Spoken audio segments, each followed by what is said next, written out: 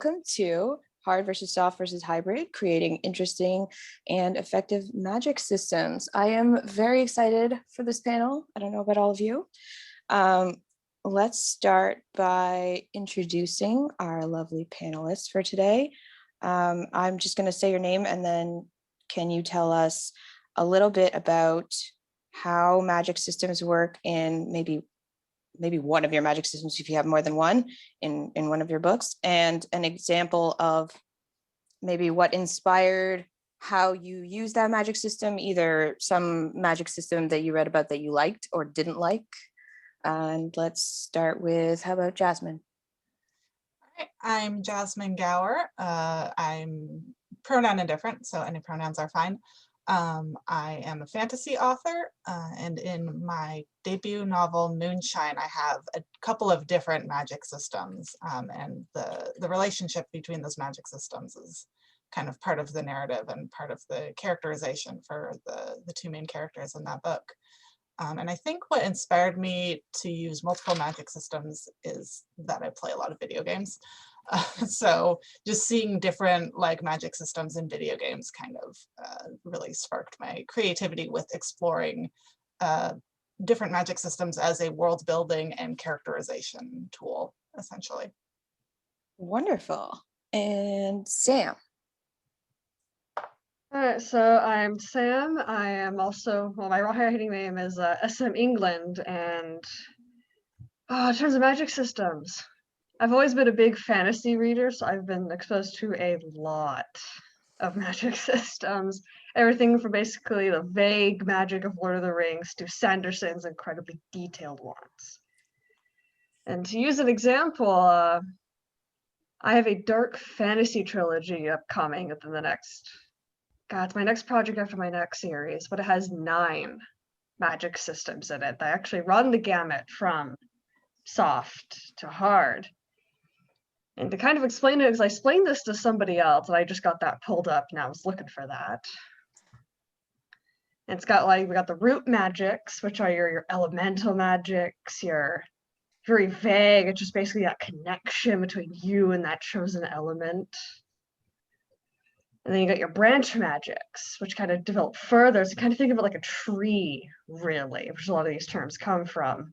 Or the more you go up that tree in those branches, the more developed and more of a hard magic system that becomes. And I'm very excited about that one. Excellent. Sounds very exciting. And Matu?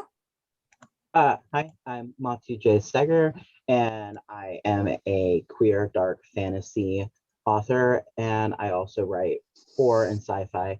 I'm Indigenous, I'm Native American, Anishinaabe, and Cherokee, and my magic systems are actually influenced by my culture, and I write a mixture of hard and soft, definitely a hybrid author.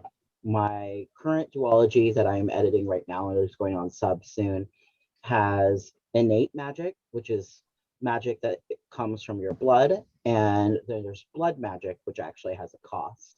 And then there's other forms of magic that go throughout. There's tattoo magic, there's grimoire magic, there's rune magic, there's many different types and forms of magic that all have different assets to them, including alchemy and stuff like that. And all of mine's more influenced from actually video games as well. But my culture has all of these different assets where magic is actually considered medicine.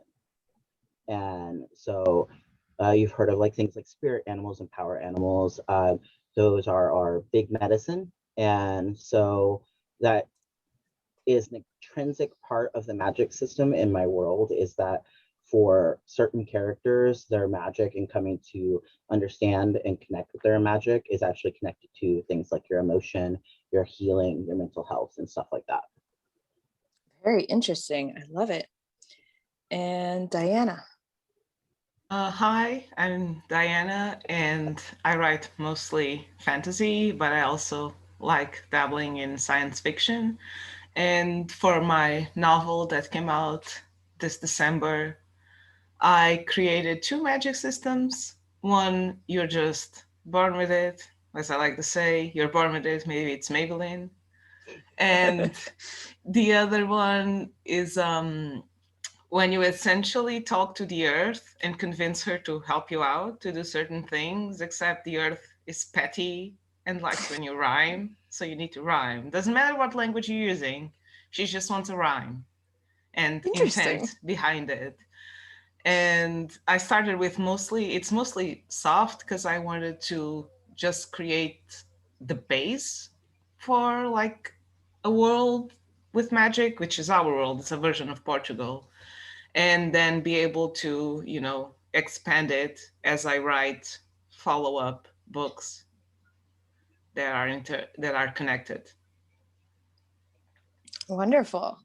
Okay, so we've already kind of talked about, well, it's in the title, soft versus hard as a scale on which to rate our magic systems. And just to kind of make sure everyone's on the same page, we're going to reference soft magic as magic where the reader doesn't fully understand the rules, and hard magic as one where the reader has a better understanding, a more clear understanding of what you can do with the magic.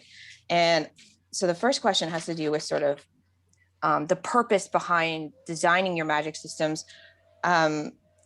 What kind of questions do you ask yourself about your story when you're designing your magic systems to be either hard or soft, or in case of multiple systems, what part of your story helps you ask those questions to determine how soft or hard to make the individual system that you're talking about? And does anyone particularly want to start with that one? I'm sorry, I just realized we're all wearing glasses. This is amazing. It is. There, I I think. actually didn't notice that.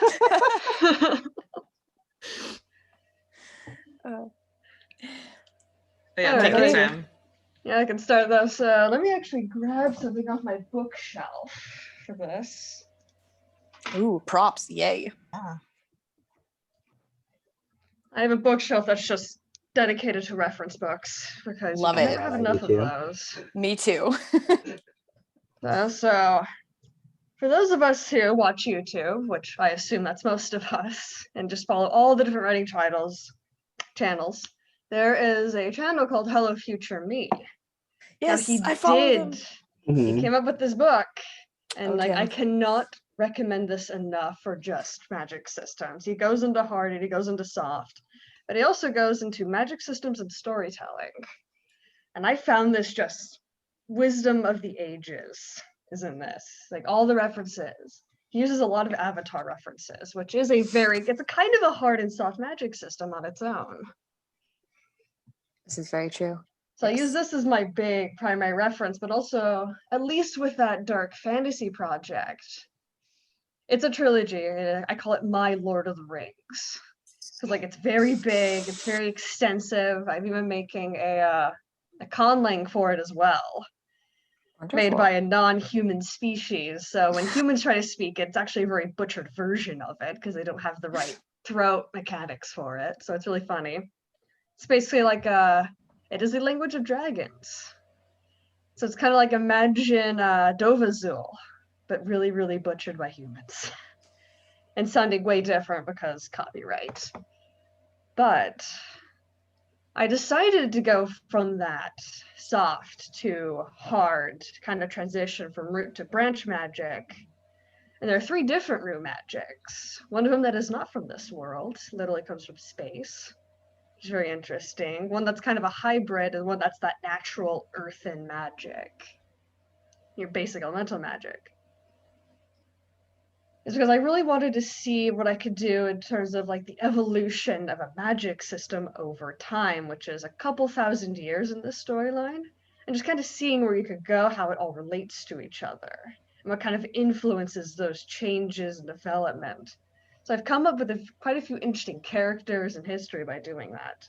So it's kind of an experiment more than anything, and just blending it into the storytelling as we go. Did you kind of make the story around the system, or the system for the story then in that case?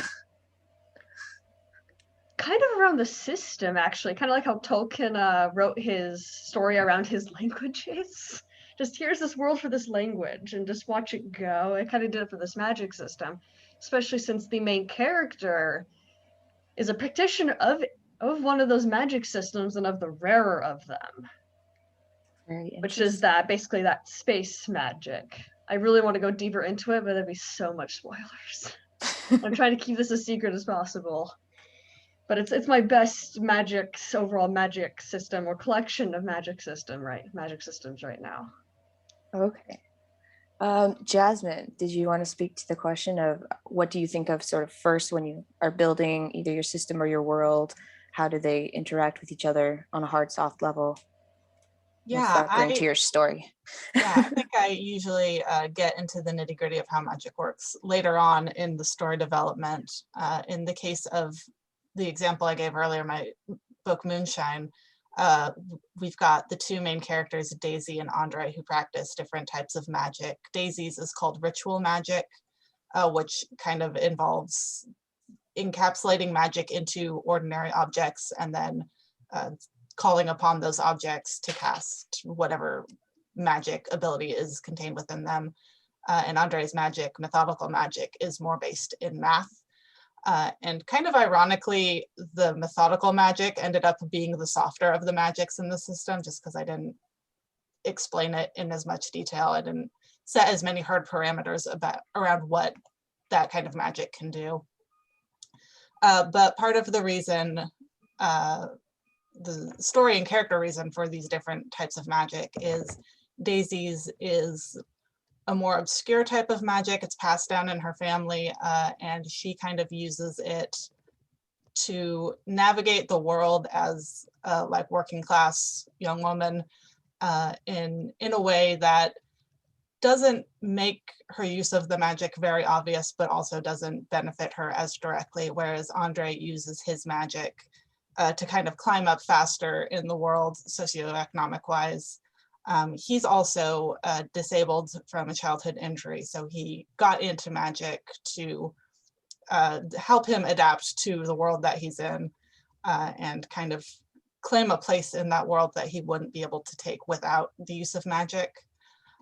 But the reason that he can use this magic is because he had some lucky breaks academically and got into this more math-based magic in that regard. So the two systems of magic I kind of use to commentate on these two characters' relationship with classism in their world, essentially. I like that. That's very interesting. And Matsu.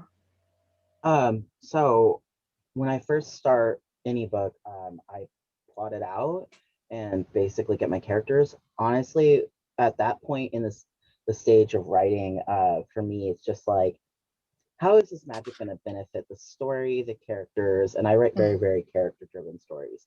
So it's more, how is this going to influence? And for Nebula Scars, which is the book that's the first book of my duology that is going on sub soon, the whole point was that the main character needed to go through an emotional transition, which mirrors the fact that he's transgender as well. And so he needs to emotionally go from this kind of selfish, I want nothing to do with magic because magic wanted nothing to do with me. And he has to learn how to accept that part of himself that is intrinsically part of him and is never going away. And so I started at that base of how does it impact him emotionally and how does magic work on an emotional level? And then I built in around that. And a lot of it, again, comes from the concept of my culture's idea of medicine and how that heals. And so the second book in the duology focuses very heavily on complex PTSD and dependency, codependency, and stuff like that. And all of the magic is wrapped around that because innate magic actually develops based out of childhood events, whether it's a childhood trauma or something very intense that happens when you're younger.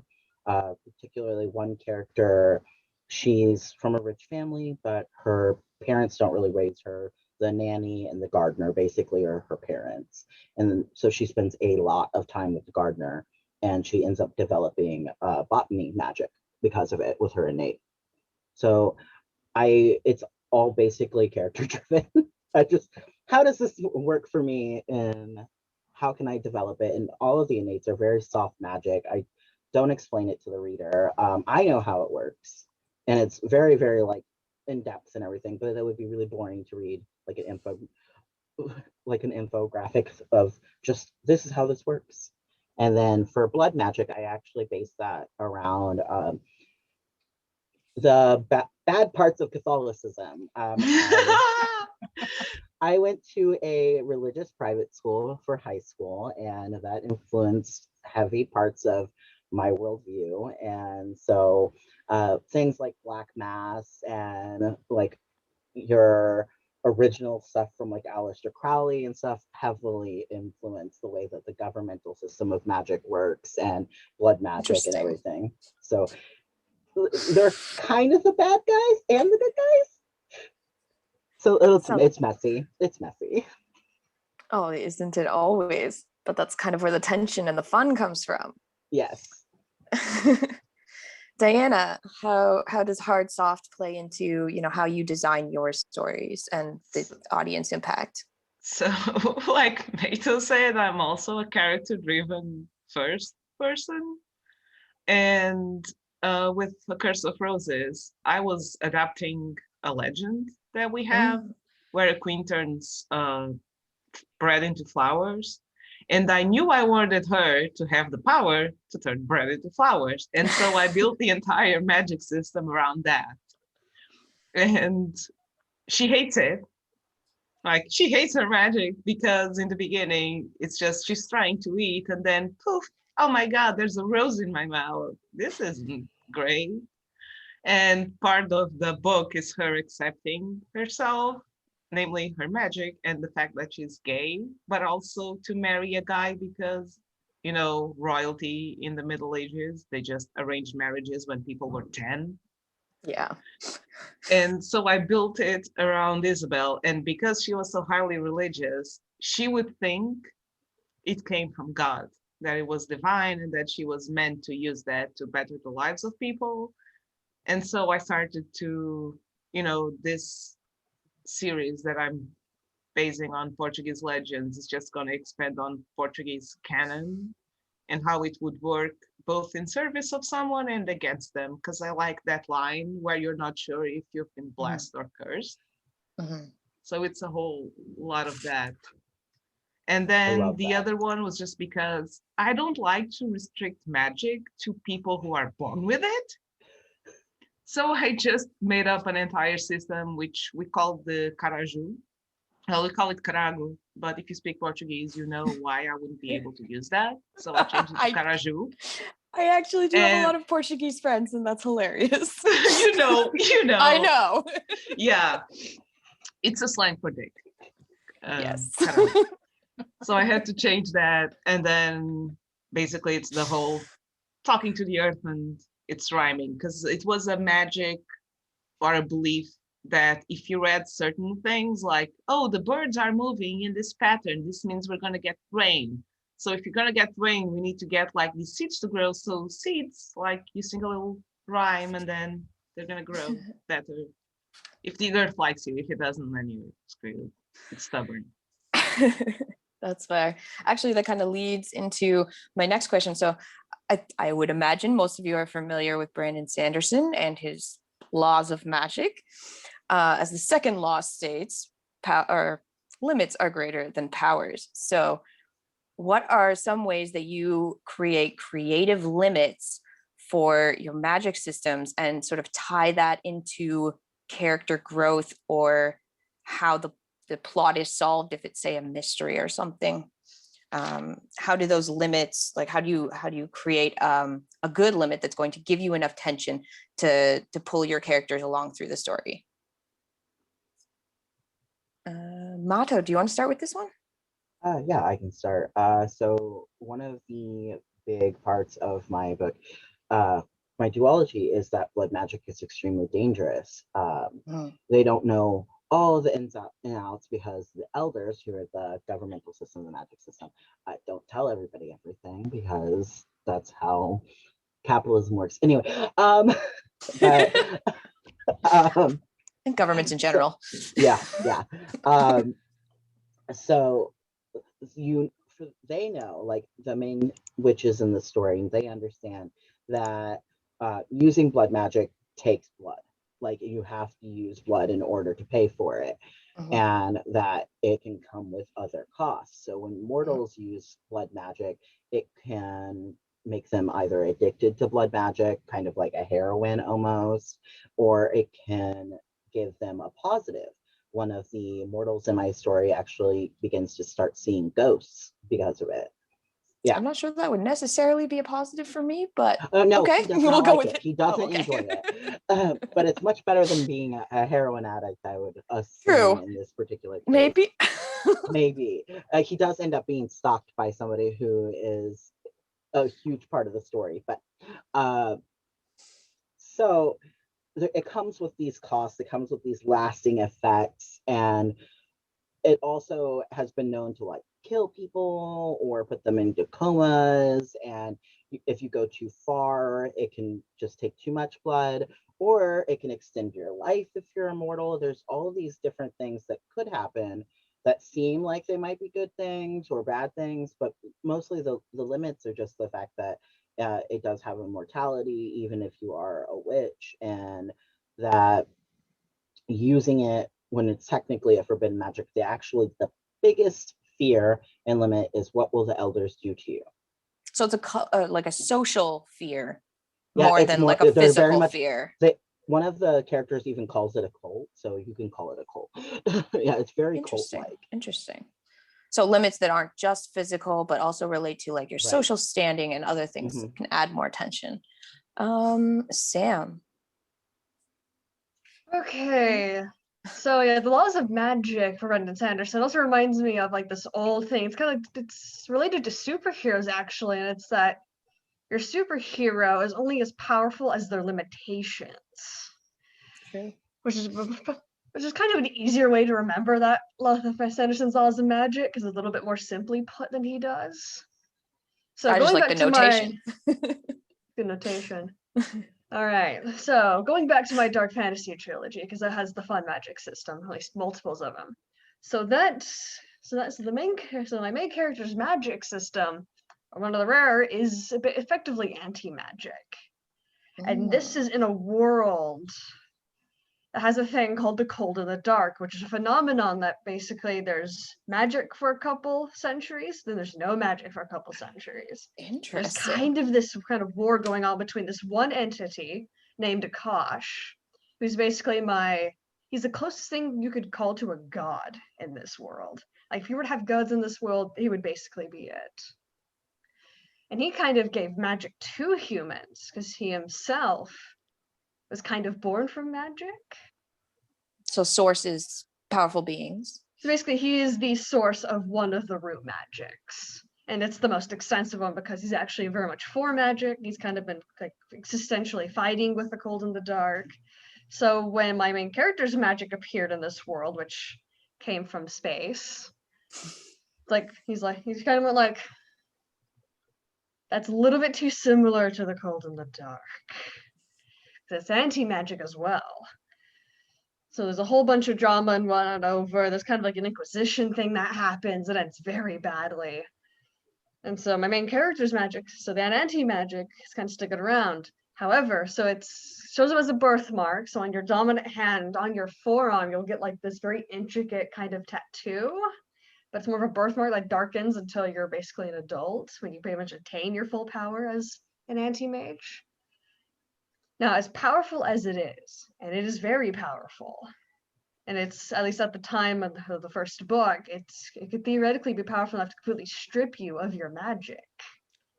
Wow. For now, it's only been like a temporary thing, like it could be a couple of minutes to like a couple of days, maybe a few weeks if you're that powerful. But it is technically powerful enough to completely strip you.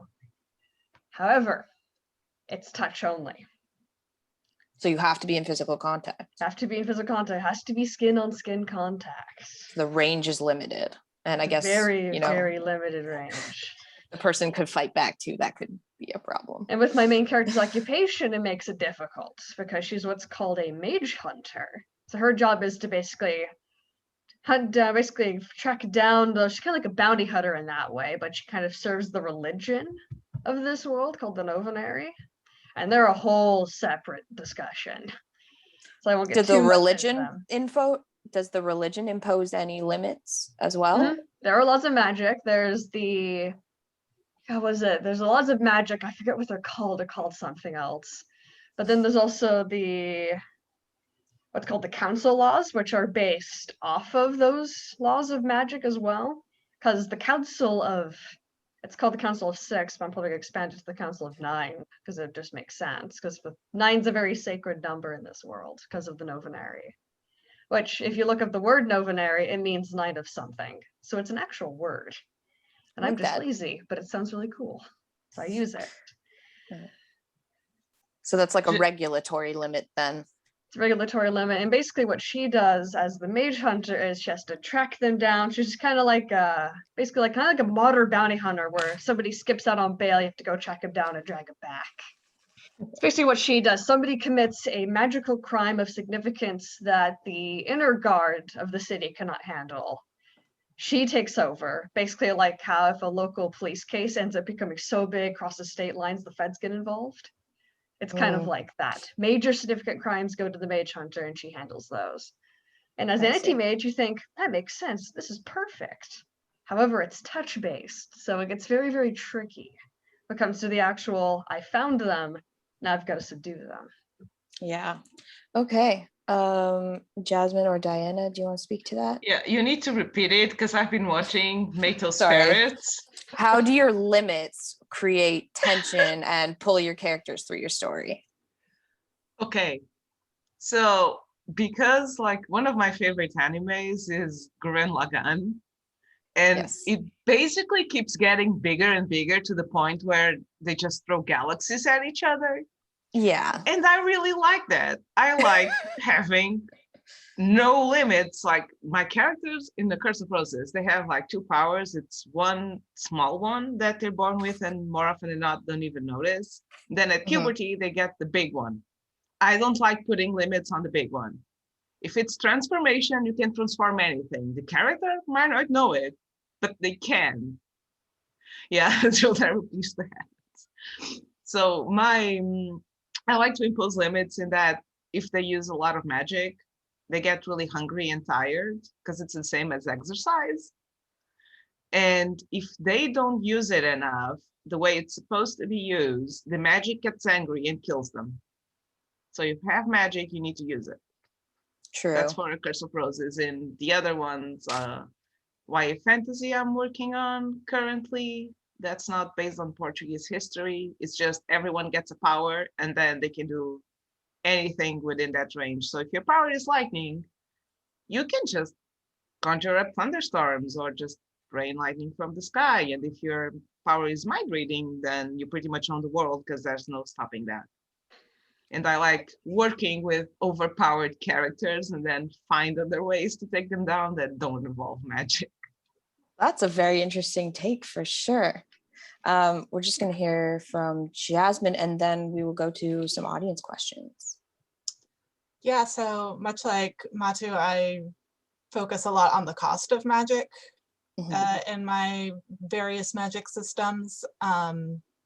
In a work in progress I have going on, it's a much softer magic system than I have in Moonshine, but I focus on what it costs, and that's another one like Diana was saying, where physical exertion is basically the major cost. But in that system, because magic is kind of regarded, or proficiency with magic is kind of regarded as the same as like being naturally talented at music kind of thing. Like anyone can learn how to do it. Some people just kind of comes easier to. So I have this loose magic system, but I still want the audience to know what the stakes are when the characters are doing things with the magic. So the cost is kind of how I keep the stakes relevant and how I keep limits on these characters who can otherwise just learn any spell they want and cast it. So that's kind of how I keep them in rein there. In the case of Moonshine, the question of the cost of magic varies between each magic system, and that's where part of the conflict comes from. Is well, I won't say what the cost of Daisy's magic is because that's a spoiler, but in the case of Andre's magic, Methodical Magic, that's another one where physical exertion is part of the cost, and the characters produce and consume this illegal substance in their worlds called mana, which is basically a combination of mana and nectar from Greek mythology. But it's illegal for them to produce and to consume and sell, hence the name moonshine. That's what that's in reference to. But it's a highly addictive substance if it's not used correctly. It can. So your characters will be limited by how much they can consume safely, I guess. Yeah, and just if they have any on hand, because it's difficult for them to make and keep on hand without, you know, the cops busting down their doors. It's a rare resource as well. Yeah. Okay. Awesome. Yeah, and the costs, if they, you know, if they don't have the amount that they need to recover from the magic that they have cast, then they'll have, you know, burnout, they'll be exhausted, they'll have difficulty breathing and moving and all that. Okay, good. We're going to start with some audience questions. So the first one is it easier to pull from existing real world magical traditions, witchcraft, etc., as a basis for your systems, or to completely craft your own from scratch? Mato, I think, did you want to say something to this, since yours are yes. What's the ferret's name first? I need to know. The ferret's names. There's so you've seen 3 ferrets so far because they won't leave me alone. The last one I was holding was Lila Bard. The brown one was Swiper, and the one before that was Alaska. I love you. It's Alaska Thunderfuck. It is. It's Alaska. I just love Swiper no swiping. That's brilliant. Yeah. Okay. So, but based on, so I obviously based all of my magic on real world stuff, cultural stuff, and religious and stuff like that. And if anybody knows their history, they know that the Native American community has a very deep and entrenched history with Catholicism and Christianity. So it's very deep. So yeah, a lot of that does influence my magic system. There is stuff that I, you know, pull out of my hat and, you know, add it in, but I think that it is actually impossible, based on the way that humans work, how we operate in our head, to make anything that is truly technically from scratch. Even if we think that we're doing it from scratch, the way our brains work is we see everything through lenses. We see it through our own technical historical lens, through the things we've read, like media lens, our social lens. And so everything that we do and everything that we feel and everything that we say is actually influenced by something else. So you can make it from scratch and you're still going to end up with something that's influenced by your culture or your community or anything like that. That's true. Yeah, I can also add to that. I think it's both easier and harder, especially when a lot of the magic systems we see are inspired in the same cultures.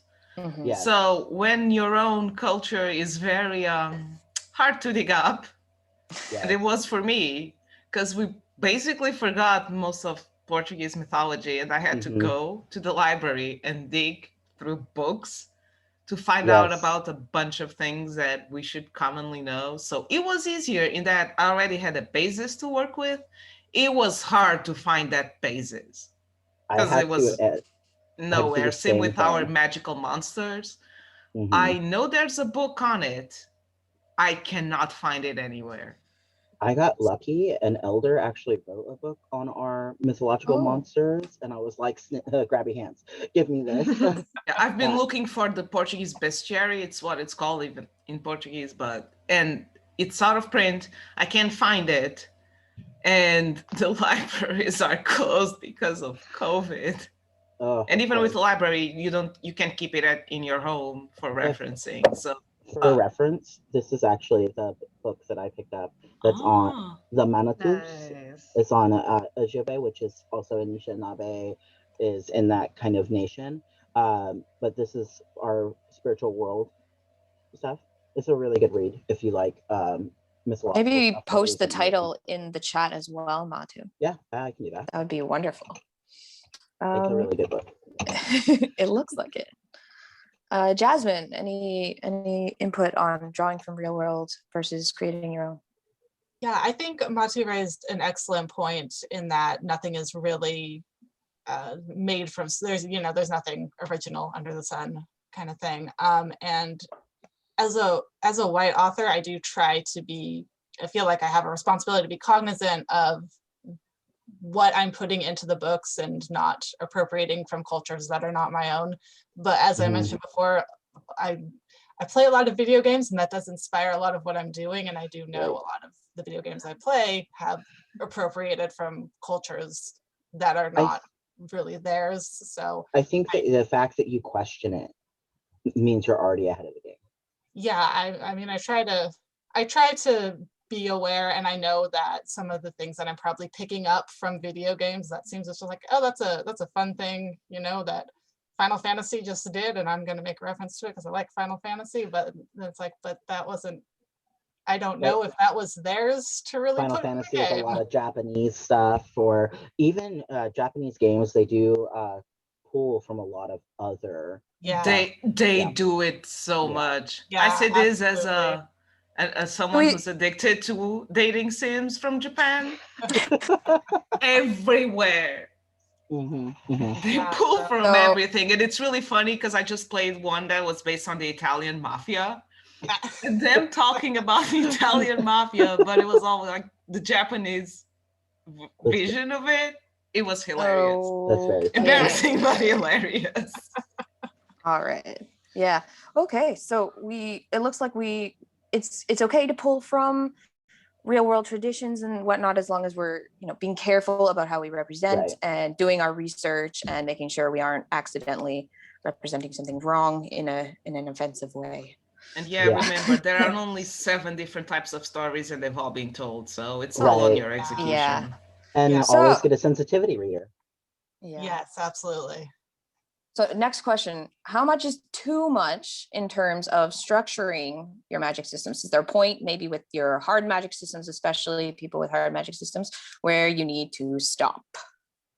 I Sam, can do you want to start with that answer one? this one. Yeah, I can answer this one with my 9 magic systems. Where do we stop with 9 magic systems? Where do we stop? What made me stop at 9 is probably the real question. All right, so I'm going to attempt to share something on the screen just to see if this works. The host has disabled participant screen sharing. Okay, this isn't going to work. Nope. That's a hard stop. Okay, so I have this nice, lovely chart here. Maybe post it in the Discord later. Yeah. Post it in the Discord later. Yeah, I'll do that. Okay. But basically, I had to stop at 9 because I had to stop somewhere. It was mostly because of the timeline, actually. Because we got with a lot of my very big fantasy world building projects, I was going to start at the beginning of time. Like what fundamental forces created this world, what kind of magic was there if it was at all, what individuals were there, who were the big players, and then where does the story actually start? And that timeline kind of starts out vague with the main points, and then eventually gets more filled in as I have more and more of the story itself. If references something, okay, what are the details of that reference? What made that significant enough to reference? Okay. And so basically at the current time, it's been a couple thousand years, we're in the what's called the 4th cycle. So it's what limits your where you stop with development? For the dark fantasy, it was just the timeline. Just the timeline? So your history. My history is basically stopping with this timeline. Okay, this is as far as it's developed so far. Here's what's kind of on the horizon, but it's very, very little of it. So it's kind of a teasing of this brand new magic system, along with all these other established, and some of them even controversial magic systems, with how extreme some of them are. Okay. Which is basically, so that's where I stopped in terms of developing a hard magic system originating from soft. Okay. Yeah, my trick for that is, unless the reader needs it for context or to explain something, then you can have it. You don't need to put it in the book. But more often than not, if you do your basic rules well enough, that's all you need. And as you're right, if something else comes up, And if your rules are well defined enough, you will know the answer, even though you didn't think of it way back when you first started crafting the world. Yeah, Okay. it's that world building iceberg of you're only going to see this much out of the whole thing. Yeah, As I long as think you that know if it and I know. explain it becomes- well. I know some things that my main character doesn't know. She doesn't know she can do them, but I do. Right, Because same. also the reader didn't know throughout the story, the reader didn't need to know that part for the story to be told. So Yeah, I think if Okay, it I becomes think my- exhausting, if it becomes exhausting for the reader, and you Yeah. don't want it to sound like a manual, like some people enjoy it when you write the manual and sell that separately, but I think that overall you want to keep the story going, just like everything else needs to benefit the story, the characters, the plot in some way, and keep the pacing going. If you're slowing down the pacing with a giant info dump, people are going to put down your book. And I'm a big DNFer. If I get 100 pages into your book and literally nothing has happened, I will just donate the book to a library. I have done that. So I do it all the time. I think I also wanted, maybe Mato, did you want to speak to one of these other questions here? Taking from real world cultures and magic systems, as you are, do you abide to that belief system yourself? And how does that sort of influence your work? That, like, does the fact that you participate in the religion that you're representing or a version of it influence how you write that? So I do, in many ways, interact with my own culture in the way that we believe in our system. I do adhere to a lot of the more, I wouldn't call it religious, more spiritual beliefs of my culture. And not everyone does, especially those who don't live on the res. And I do because it's important to me.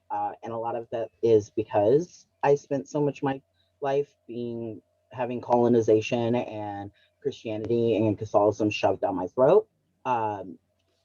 I think that's why I write about these things, is these are a big part of my life, and they're important for me to represent in a way that shows how someone like me might engage with the world.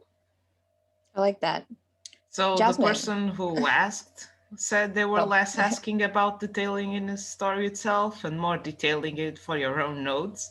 My answer is the same. If you don't need further world building to tell the story, you don't need to write it down for your own notes. You will know if the question arrives. If you have a good enough base of rules. I write everything down.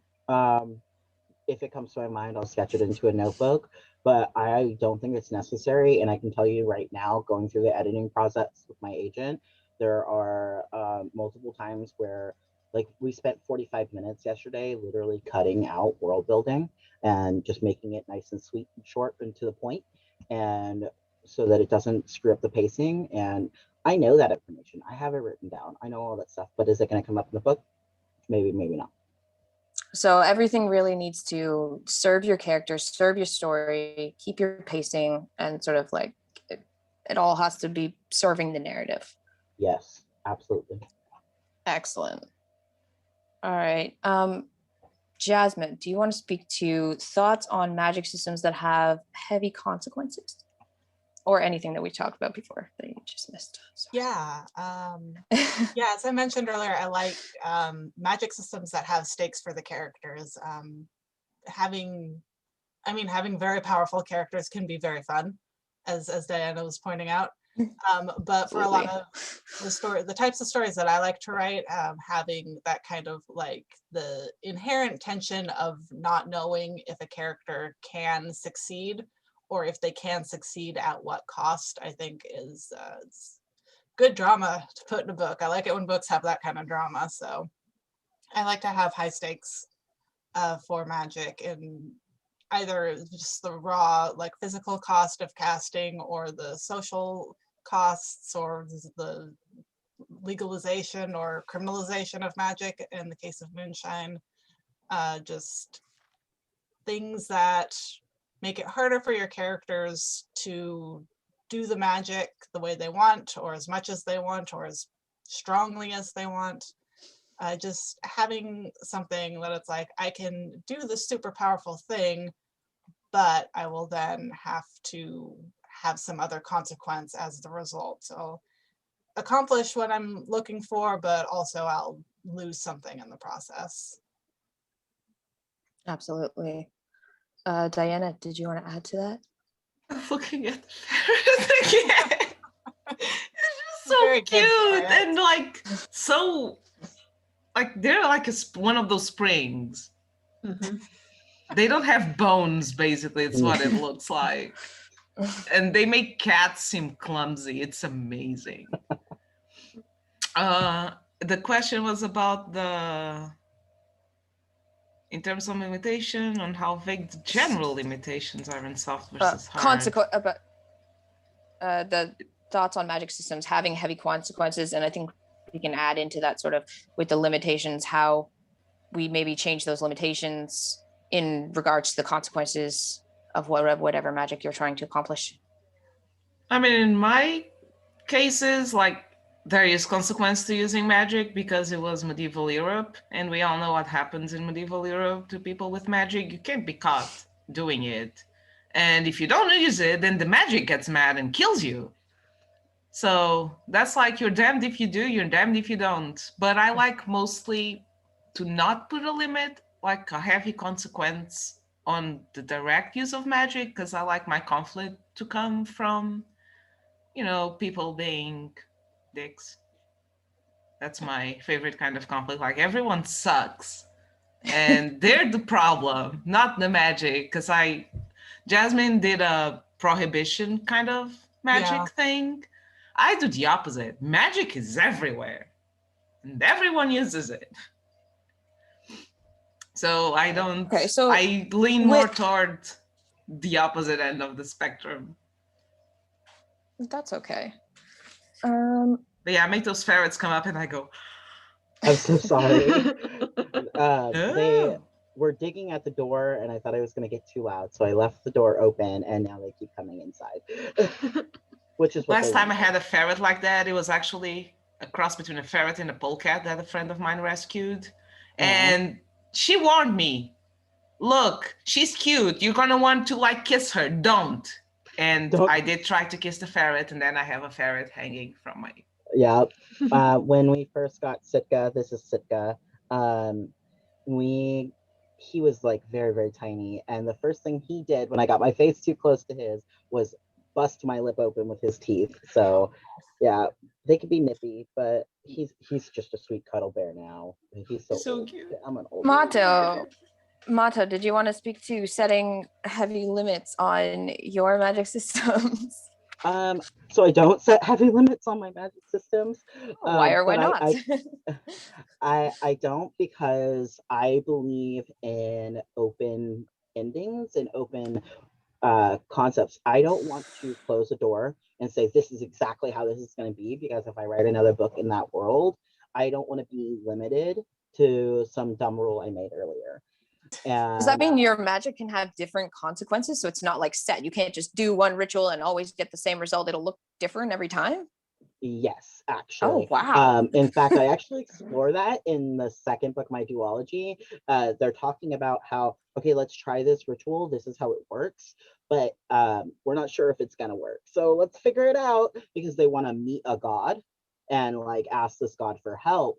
And in order to do that, you have to drink insane quantities of blood. And it's very gruesome, and they have no idea what's going to happen because it's a forbidden ritual and it has never had the same result twice. That kind of sounds like a limit to me, though, because the limit is kind of that you don't know what's going to happen. I know what's going to happen. They don't. But the audience doesn't. Yeah, the audience doesn't. Yeah, I guess in its own right, it is kind of its own. I can't speak to who has magic and who doesn't, and where I limit that. Okay, so limited in access. Access is, for innates, is only people who are genetically connected to it, or people who have been impacted through blood magic usage as mortals. So being able to see ghosts would be considered an innate magic.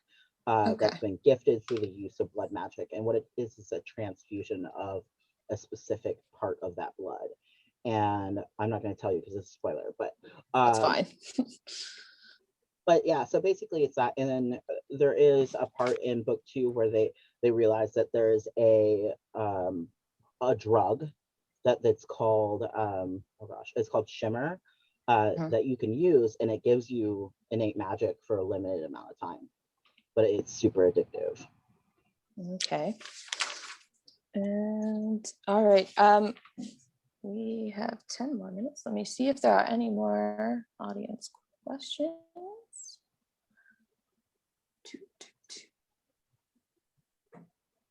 I'm going to ask one quick round of questions.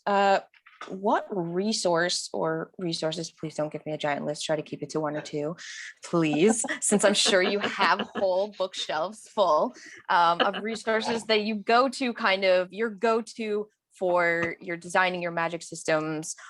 They can be books, they can be YouTube channels, and you may also want to post these in the Discord. I can word today. We can all English, I promise. So that other people can benefit from them as well. And Sam, did you want to start with that since you had your book kind of on the ready? Oh yeah, so yeah, I'll bring it up again on this one, just get a close up on Writing and World Building by Timothy Hickson. This is volume 1. Yeah, basically all of his stuff that you can just basically go through. It's very extensive. He has YouTube videos on all of them as well, but this goes into far more detail than he does in his YouTube video, because you don't want like a video be too long. I'll listen to a 2-hour one, of course, but not everyone will do that. But this is a must for anyone's reference shelf. A lot of them are just kind of various other writing ones up there. I recently picked up one on creating monsters. That was released by Writer's Digest, so I'm excited to get through that one. Awesome. Jasmine, do you want to tell us your references? I guess I don't actually use a lot of references for world building. Really? Yeah, I kind of picked up writing just from reading a bunch. So when it comes to world building, I mostly think about like, what have I seen before? What is something aspects of world building and magic systems that I've liked in other books, stuff that I wish had been in other books that I've read. So I guess instead of I mean, you can give us books that you've read that have cool magic systems that you really enjoyed. Oh, geez. An example of that. Yeah, even that's hard to think of off the top of my head. I guess maybe I'll just give some advice maybe instead. Sure. To, read widely, and I guess play video games widely if that's useful to you too. Yes. Just think about like the stories that you've encountered that you like, and what about the magic systems in those stories worked for you, what didn't work for you, what you think might work in the world that you're writing and the kind of stories that you want to tell. Yeah. Mato, I think you had a book already up too. Do you want to go next? I do have a book ready. So I know I suggest the Matus for mythology. What I'm going to suggest is not going to be a book on world building. It's going to be a book on craft in general, and something that I think is an absolute necessary read for every person who writes, and that is Craft in the Real World by Malcolm Zolalis. And I'm probably butchering his last name, but the reason I'm suggesting it is because the book breaks down our white colonized perception of writing and how we treat advice and how we treat other writers and how we write ourselves. And it gets into the nitty-gritty of breaking down how not everything is about the 3-act structure, not everything is about Western society, and I think that it is an absolute necessary read as a craft book. That sounds great, especially to inform those of us who are white and whatnot, just to inform us of our innate biases in our own creation. That's just a result of growing up in white culture. Yeah, like cannot be helped, but here's some ways to break it down. Exactly, it sounds great. Diana, your resources. Okay, now I'm unmuted. I don't really have reference books for world building. Also, I use historical books mostly. Those are reference nonfiction, but they're all in Portuguese. I have one that's called Legendary Sintra, which is just about the myths and legends of Sintra. And then I like the books about life in, a given time period. Because when you write fantasy, for instance, you should like look at a similar era and try to see how people lived and change it according to how your magic will or will not affect the world. That's how I do it. But for science fiction, I have an engineering degree and it's my course books. I'm doing like a magic system that has blood magic, but also quantum physics in the mix because I really enjoy it. But yeah, I was using mathematics to explain why. I actually really like mathematics being involved. One of my favorite books, I don't know if anyone's read Nine Princes in Amber, but Zelazny's sort of portal working is very quantum physics, or at least pop quantum physics. Yeah, it's like soft. I'm not going to be like, oh my God, here's the entire equation for the rotation of the moon around the earth. We're going to like, no, but I will use that. So I like quantum physics and the idea that something both exists and doesn't in the one instant of time. And I like playing around with like particles. Not to mention quantum physics is also one of those areas that's still a little bit magical You in can science fudge because we it, don't 'cause, really know what's going on and we can't it's, test things on that scale. One of my favorite rules, I'm not sure who said it, if it was Asimov, but it's that technology is just magic we don't understand. we don't understand, or I've heard magic. that one. Yeah, Yeah, I it's a really good like one. that approach. Yes. Well, we are getting close to the end of our time. So what I want to do is go around to our panelists one more time and please let us know where you can be found online and where your books are sold. Do you want to go first, Diana? Sure. I'm at Pingisha pretty much everywhere at my last name, which most people can say when they're reading, and that's fine. I'm mostly on Twitter and Instagram, sometimes on Tumblr and Reddit, but not that much. And my book, A Curse of Roses, can be found wherever books are sold, I guess. Yeah, I think pretty much everywhere. Wonderful. Shop indie though. Don't give money to Bezos if you can. If you can. Okay. I'm not going to shame you if you absolutely must use Amazon. And Jasmine. Yeah, I'm on Twitter at JAS_Gower. And my author website is just jasminegower.com if you want to check me out there. My book Moonshine is also available wherever books are sold. I recommend bookshop.org for your book buying needs. That's where I've been getting all of my stuff in quarantine. As we are all limited in these times. Mato. So you can find me at fantasyandcoffee.com. That is my author website. And I'm primarily on Twitter and Instagram. And for Instagram, it's JM_Steger. For Twitter, it's JM_Steger. And it's actually in the Discord on the panelist links, but I will put them down here as well, just for Wonderful. reference. Since not everyone's going to remember what I just said out loud. So. But yeah, so Instagram doesn't let you use underscores, so it can't be exactly the same. And somebody already took JM Steger and MJ Steger, so I got. Wow. Yeah. See the advantages of having a weird last name. No one has it. Yeah. Except I married somebody with a very, very German last name that is extremely common, and now here I am. People And have no Sam. respect. All right, so I'm typing it up in the chat, and I'll need to update my panelist list in the Discord, but my author website is smengland.com, where you can see quite a few things on there. I only have one little novella out. It's called Promise to an Ancow, and a lot of people have liked it because it's kind of like a Grimm's fairy tale kind of story. And I love my darker fairy tales because I have a very European heritage. So I love all the old myths and legends and just the dark fairy tales of that part of the continent. And then I'm on Twitter a lot of the time. It's at SM England Writes. And then I recently started an Instagram, which the link I'll need to update on the Discord. And I don't have very much on there, but I'm excited to start upping my photography game mostly. And Oh, sharing a lot of wonderful. stuff. hang out. I do photography Okay. too.